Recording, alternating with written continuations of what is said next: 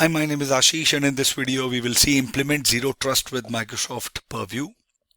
So Microsoft Purview solutions can help us implement a Zero Trust security strategy that is based on the few security principles, which are that we have to verify explicitly.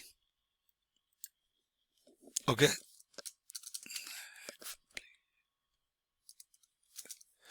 Another one is that we have to use least privilege access, and then we have to assume the breach. Okay. So verify explicitly is that we have to always authenticate and authorize based on all available data points. We have to use least privilege access. We have to limit user access with just in time and just enough access, which is JIT/JEA. Risk-based adaptive policies and data protection. And then we have to assume breach. We have to minimize blast radius and segment access. We have to verify end-to-end encryption and use analytics to get visibility, drive threat detection, and improve the defense. So Microsoft Purview is a primary component of the use least privilege access principle by providing data protection solutions. Okay. Now, when you use Zero Trust to protect the data,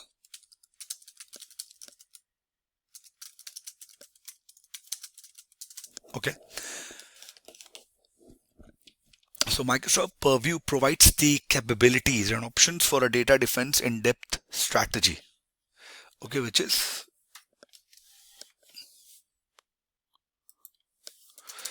data defense in-depth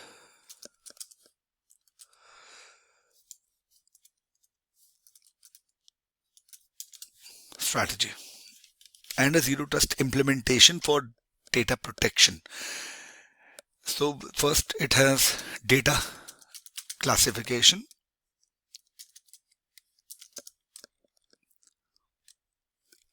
So we can know our data. We have to discover and detect sensitive data across the entire organization so that we can better protect it, right?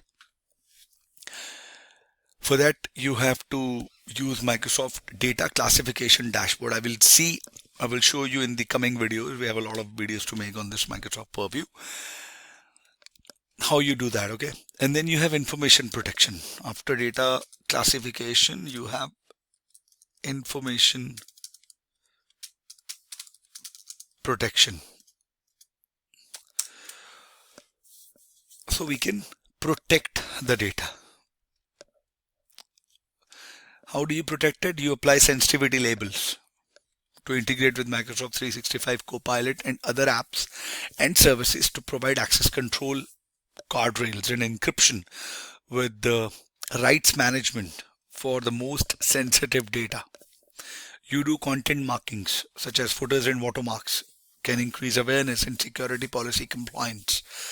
Now, while users create or update content, the highly visible labels and labeling recommendations support user education about sensitive data. Okay. Then you use protection policies while you use sensitivity labels. And we can automatically enforce access restrictions across the data estate the moment sensitive information is detected. Now, after information protection, you have data loss prevention, which is DLP. Okay, so you can prevent data loss. Data classification, you know your data, information protection, so that you can protect your data, and then you can use DLP to prevent data loss.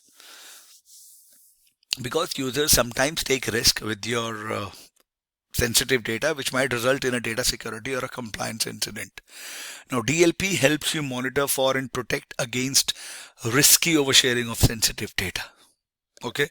Now, after DLP, you have DLM, which is data lifecycle management. So you can delete what you don't need and safeguard important data. Okay. You deploy policies to manage the lifecycle of sensitive data to reduce data exposure. Limit the number of copies or propagation of sensitive data by automatically and permanently deleting it when it's no longer needed. Okay. Now, As you implement these capabilities, you use appropriate role-based permissions or RBAC, which helps you to provide just enough access and segment access. Okay, now you consider your encryption requirements for specific scenarios.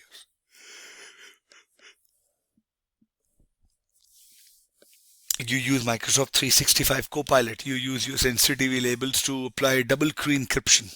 You use advanced message encryption. You use customer keys if you need to control the root encryption. You use condition access policies, right? For some high value documents and emails, you use records management services. You use insider risk management to identify and take action against risky security related user activities. You use information barriers if you need to segment access between specific users by restricting two-way communication and collaboration. And then there are additional governance options. You use access policies in the Microsoft Purview unified catalog, allow users to request access to data.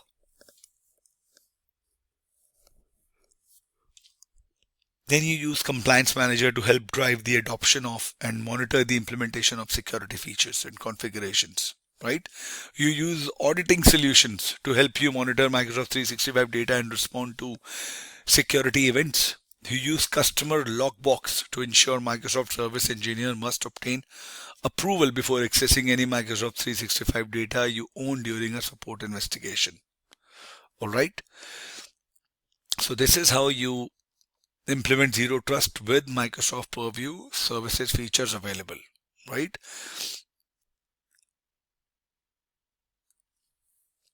There are solution guidance available to help you implement a zero trust strategy for data protection by using Microsoft Purview and the Microsoft documentation.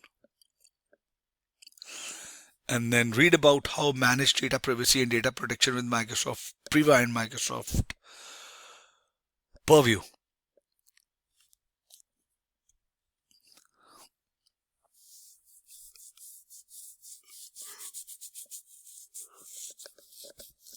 I hope this was informative for all of you guys. If you have any further queries, please mention them in the comment section and I will see you guys in the next video. Thank you. Have a good day.